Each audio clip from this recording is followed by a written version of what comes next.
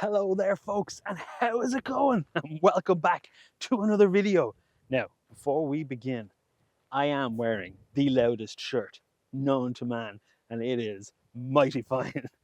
But look at this. How strange is it that in a place like this, in the middle of the summer, it's super duper low cloud. It's like this heavy fog coming in off the coast. And that's ultimately kind of what really pushed me out the door today. The idea of today's video is to do two things. Well, one or two things. I really wanted to just focus in and just try and capture some nice abstract motion and water. That's the main game of today's video. But with a situation like this where you've got super low fog and this it's moving really, really fast, we might be able to try our best to capture some nice wide, long exposures and moving clouds and all that kind of wonderful stuff. So if that happens, then great. And again, like these kinds of situations, you get those moments where the sun, as it sets, it could break through and then it all lights up and goes on fire. So that would be the cherry on top. But if that doesn't happen, sure, no worries. We will try our best to capture some nice abstracty minimalist scenes anyway. And look, just be out and having fun at this beautiful, beautiful coast. We are at Castelleo, which is a place that you're probably all too very familiar with if you've been following along with these videos for any amount of time. I love it here, it's great. So let's get our stuff organized and let's get going.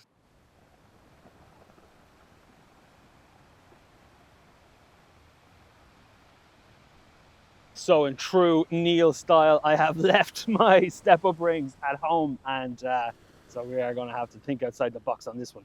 I think we'll be reverting back to our holding the filters in front of the lens for this evening as the light settles a bit for us. But nonetheless, we are here and we are going to have some fun either way. Look at these scenes. I hope you can see this here behind me because it is gorgeous. That low-hanging cloud is just absolutely wonderful.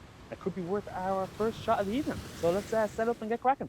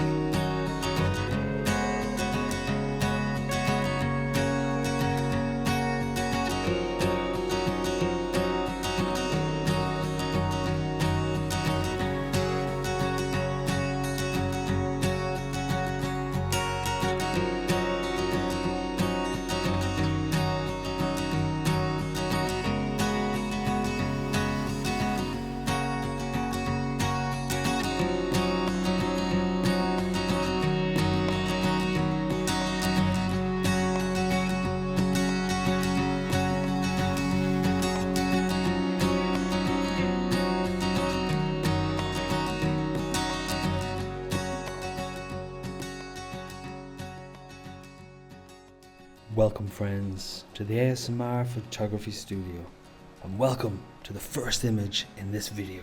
Now, if you've been following along for any amount of time, you know that my black and white abilities are awful.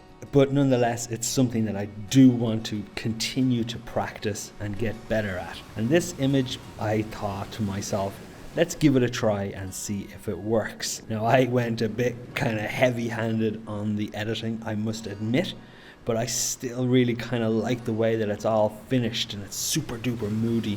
I went a bit overboard on the good old Orton effect. To me, it just adds to that kind of moodiness that I was ultimately looking to try and portray here. I don't know, I would be so curious to know your thoughts below. I have obviously listened to the advice that was given to me from previous videos in relation to the sliders and moving the color sliders up and down, which I did do for sure, don't get me wrong. There's a certain finesse to black and white images that I don't think I'm quite there yet, but nonetheless, I did want to show this image just to show that I still am practicing, and that, you know, even though this image may not be the greatest black and white image in the world, I would, you know, I still like to think that it is a slight improvement over the previous one, or the previous ones that I have done in the past. So, but I still do like it, and I would be very curious to know your thoughts below.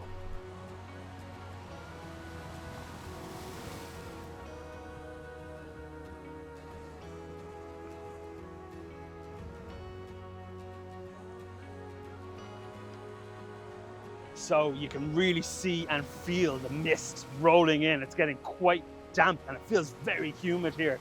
And I have found this very nice composition here using these lovely green rocks as they're exposed. If you remember from any of the previous videos that I was here, the tide was very high up and it's actually still on its way out, so it's very, very low at the moment. It has revealed all of these wonderful, wonderful opportunities to use these beautiful moss and I don't know what it is, green stuff as leading lines as it coats the rocks. And here at the mountains in behind us here are just so beautifully shrouded in that mist. So I'm going to play around with this composition here for a moment and see if I can make something magic out of it. So let's go.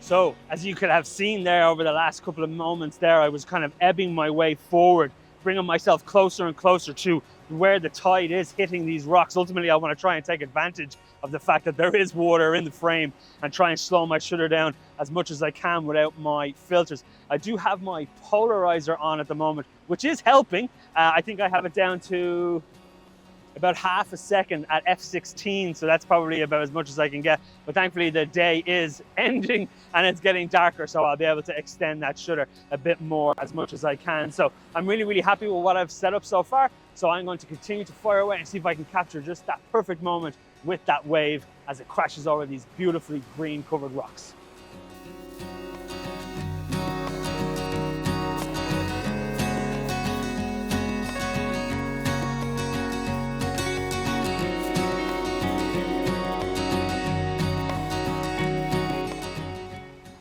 Ultimately doing there, as you can see, really working the scene there. It's wonderful, and it got a beautiful bit of light coming through the clouds, and hopefully it did the job there. So let's keep our fingers and toes crossed, and let's hope this camera is still recording.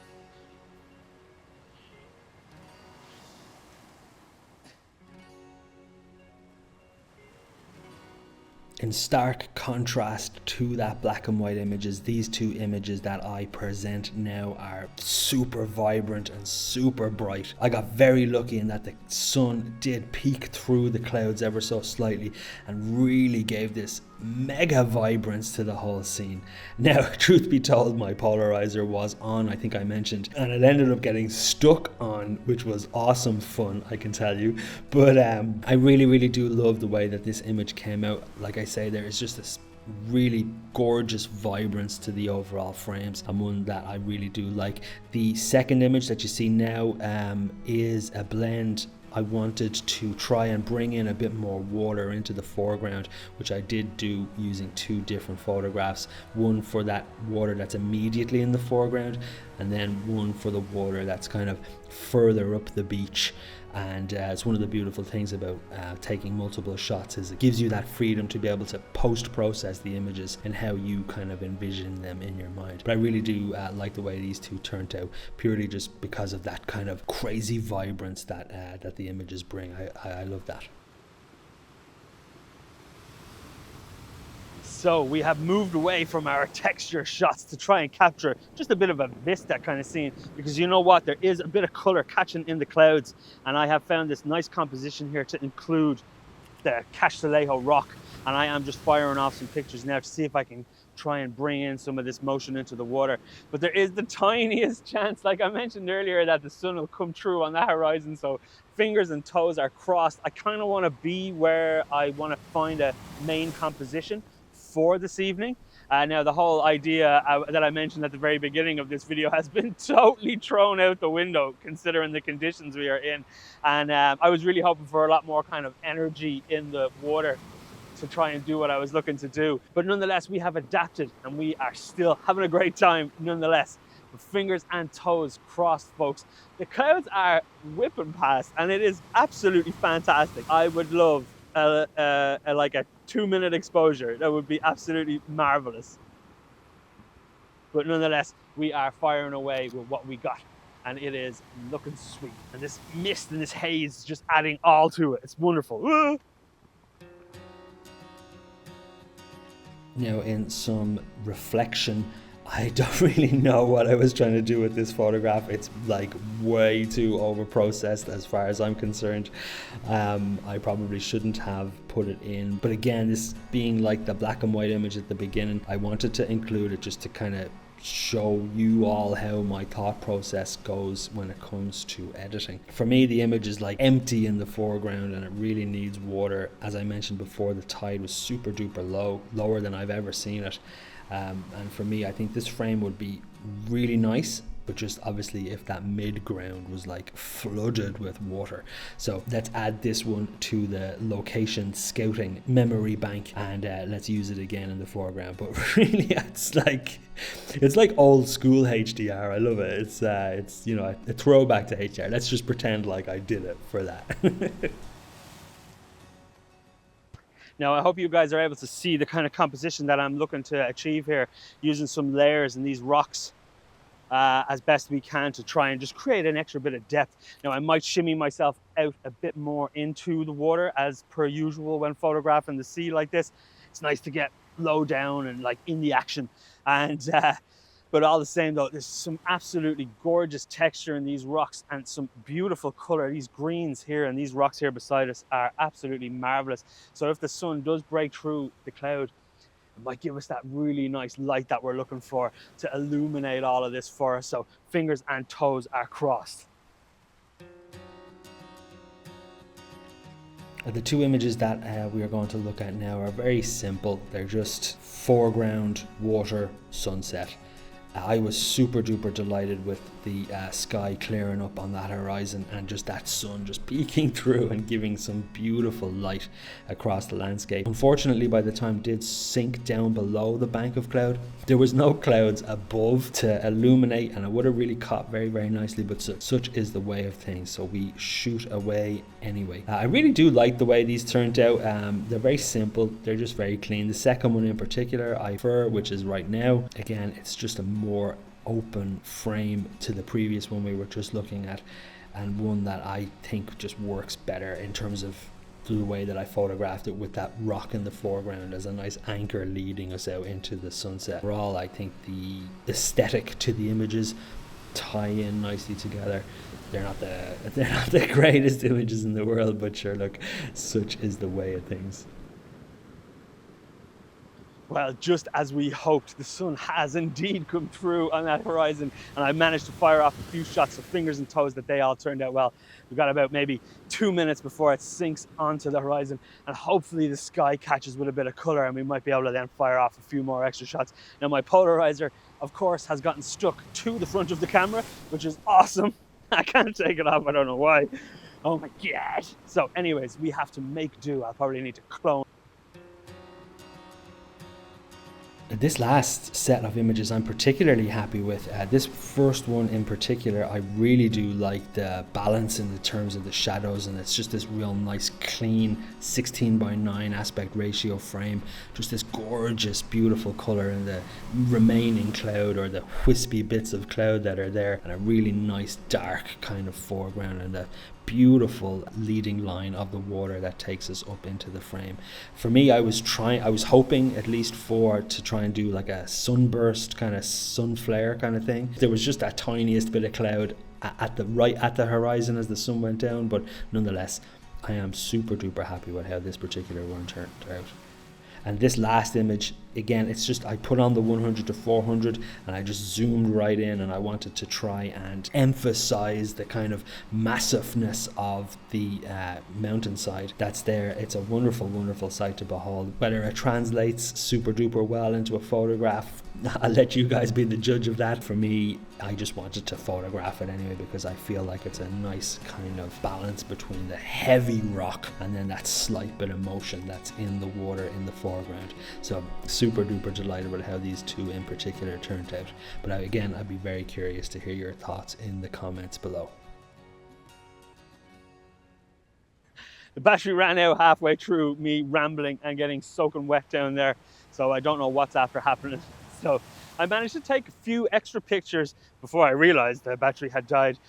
And then I came up to change lenses and I was firing off some pictures of the mountain here behind us. As you can see, is absolutely wonderfully shrouded and it looks fantastic. I was playing around with the nice diagonal lines there. But I think I'm pretty much going to wrap it up here. I have no idea what kind of video this is turned into, but nonetheless, it has totally derailed from the original idea that I had when coming out here. But nonetheless, it is absolutely gorgeous. And again, it's a constant reminder of how wonderful it is to photograph the coast like this. It's such a beautiful experience. And even though you may come out to do one thing, and sometimes other things happen too, and that's okay. It's all about having fun at the end. Yeah, so I have my 100 to 400 on, and I am just going to fire off a few extra shots. But if any of them worked out, you probably would have already seen them. Classic ASMR photography lab style. But I will leave it here for now, folks. So if you like the video, do please hit that like button. And if you fancy following along for more adventures like this one, then by all means do hit that subscribe button. And I will see you all on the next one. Take it easy, everybody. Cheers.